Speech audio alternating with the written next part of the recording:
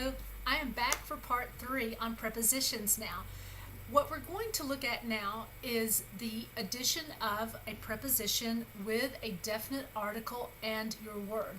Now, if we have just the definite article, you know that it's going to look like this. It has the hey here and the patha and then your word, hey sade. This is the field. If you're going to add a preposition, you would almost think that what that preposition would look like is let's make this in the field. We would just add a baith. No, my markers don't want to work. Okay, there we go. We would add the baith with the doggish and the schwa. And you would think that this is most logically what it would look like. Baith, doggish, schwa, in, our preposition, hey, patha, doggish, the, our definite article, sade, field, in the field. You would think that would be the most clear-cut way in the world to present this word. But no, if you add the preposition to the definite article, then what happens is that you keep the baith,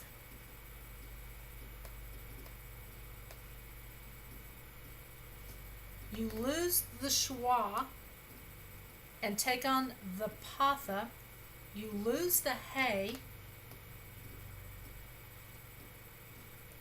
but you keep the doggish in that first letter.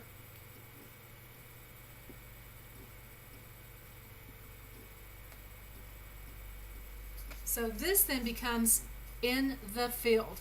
So you have your baith, and your baith triggers you, ding, ding, ding, this is a preposition, but you don't directly see a hey. But what you do see, I'll try to use a different color here, what you do see is the presence of the patha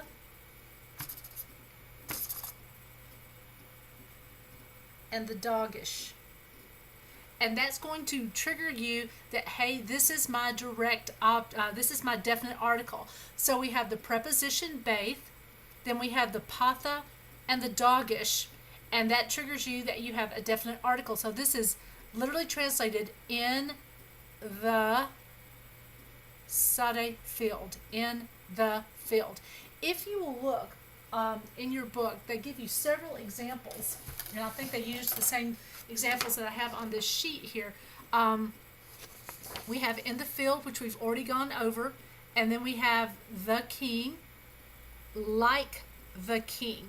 So you don't have the hey, but what you have is the patha and the doggish in the main, and that triggers you that there is a definite article there. So you have the kaf, which tells you that it's like or as. Then you have the patha doggish, which tells you that that there is the presence of the definite article there. So like the king. Look at in the fire, and you have the same scenario set up there. You have the fire, you have your hey and the comments there, because remember the rules of the gutturals. So then what happens is that you have your definite article, your baith, and your comments to let you know that there should be a definite article there, ba'ash, in the fire. And that should there's no easy way to figure these things out except to just look at them over and over again and practice them as much as you possibly can. Now, what I'm looking for, it says 16. Oh, here we go.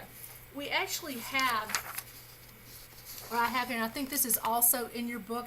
These are some prepositions that give you some definite article with object markers. Now you'll see this a lot of times in the Hebrew Bible, especially in prose. You'll find definite object markers, and they're usually going to be the Aleph Ta or the Aleph Ta Makef, and they're not translated, but these direct object markers let you know that there's a direct object.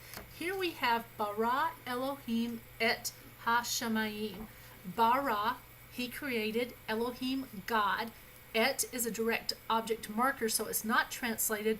HaShamayim, the heavens. God or Elohim created the heavens. And so the et is just, it's a direct object marker. It's just telling you that there's going to be a direct object in there, and kind of cluing you in to look for those definite articles. Here we have Nathan.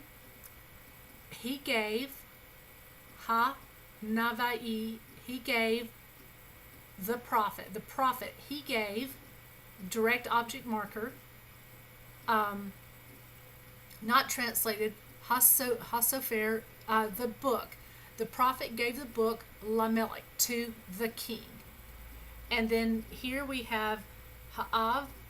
He loved David. David loved, and then the sign of the direct object, not translated, Hanatan. David loved Jonathan.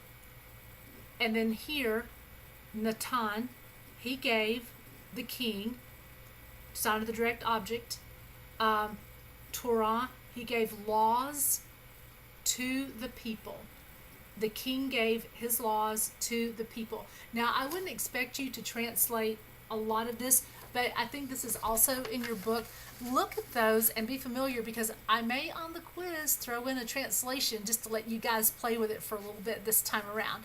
So those are the major rules with regard to the preposition. Now, when you come to min, the main final noon, as a preposition, it can also be used as from, or it can also be used as a sign of comparison, or as a preposition of comparison. So read up on that and be familiar with it. And also, it's a good idea, at the very back of your book, they have summaries. And for chapter 6, and I recommend that you do this for all of your chapters, read over those summaries and be familiar with everything that's on there, because what they're going to do in the summary, what Pradipka Van Pelt is going to do in your textbook, is he's going to take every chapter and condense the most vital things for you to know into that summary. So after you've finished with your chapter, after you've gone through your workbook, look back over that summary and make sure all that material is familiar to you.